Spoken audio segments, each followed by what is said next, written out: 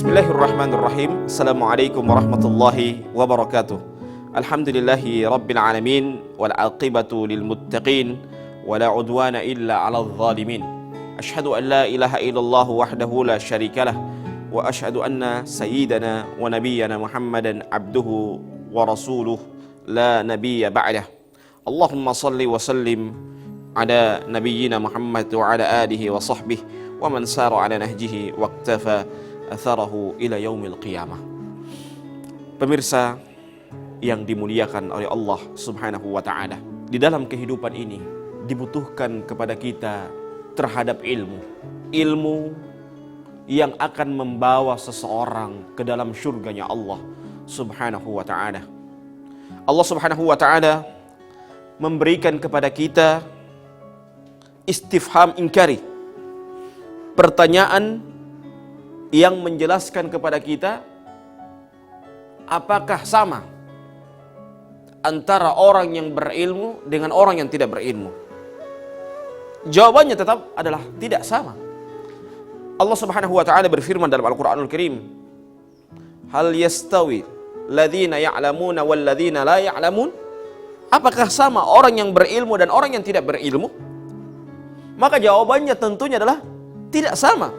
Pemirsa yang dimuliakan oleh Allah Subhanahu wa taala, maka orang yang berilmu tentunya dia beramal sesuai dengan ilmunya. Dan orang yang tidak berilmu kadangkala sebagaimana kata Umar Ibnul Aziz dalam sebuah perkataannya, al-ilmu al-amalu bila ilmin fa aktsaru ma yufsid mimma yuslih. Beramal tanpa ilmu maka lebih banyak merusak daripada memperbaiki. Itu kata Umar bin Abdul Aziz rahimahullahu ta'ala. Dan ketika kita belajar ini, hendaklah ilmu itu membawa kita semakin takut kepada Allah Subhanahu wa ta'ala. Sebagaimana kata Imam Ahmad rahimahullahu ta'ala, innamal ilmu khasyatullah. Hanya saja ilmu itu membawa seseorang kepada takut kepada Allah Subhanahu wa ta'ala. Dan hanya saja orang-orang yang takut kepada Allah Subhanahu wa ta'ala adalah orang-orang yang berilmu atau para ulama.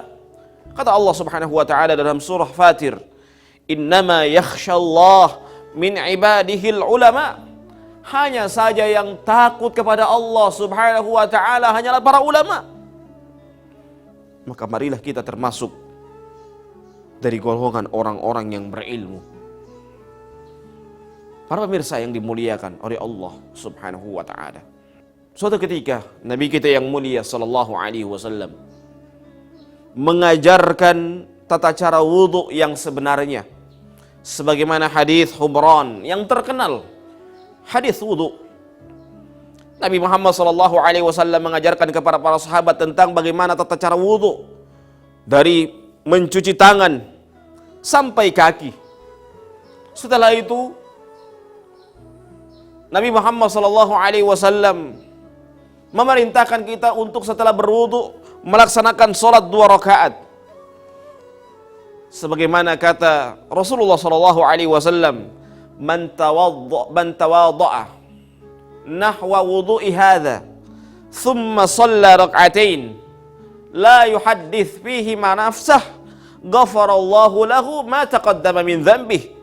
Barang siapa yang berwudu sebagaimana saya wudukan ini, dan tentunya kita mengetahui bahwa tata cara wudu yang sebenarnya yang Rasulullah SAW sampaikan kepada kita, barang siapa yang berwudu sebagaimana wuduku ini, ya, tidak ada keraguan dalam hatinya.